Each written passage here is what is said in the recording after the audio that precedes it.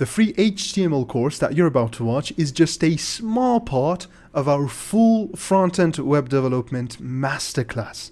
So if you also want to learn CSS, Bootstrap, Font Awesome, Animate.css, and all of that, and also gain your certificate and become a certified front-end web developer, you can enjoy the fast link in the description and get your access to our full front-end web development bootcamp at a fraction of cost.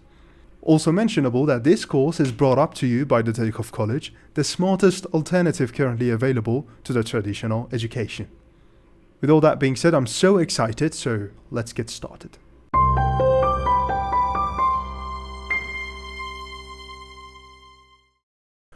The next important tag that we have is the anchor tag. So anchor will include either text or anything else. You know what I'm saying?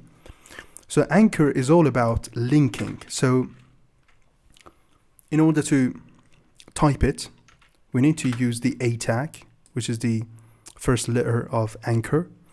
And A tag will have a closing. It will have value. So I say click me, for example. This is the value I put inside it. And has a necessary attribute, which is href, which is required for the A tag. And here we will place the link that we want to go to. For example, I say https://google.com. So as you see, I will have a click me here, which is a link. So this is exactly what anchor does.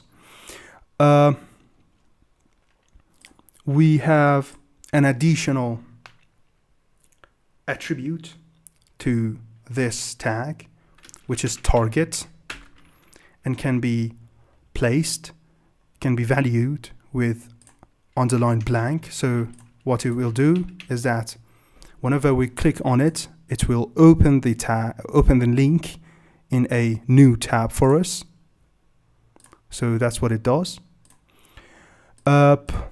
Another important part about this tag is that, as I said, we can include anything inside it. So I can put this image of mine inside an A tag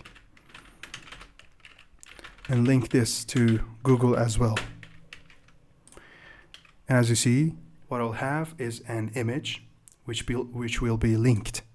And whenever I click on this British flag, I will be headed to google.com. This was also important to mention.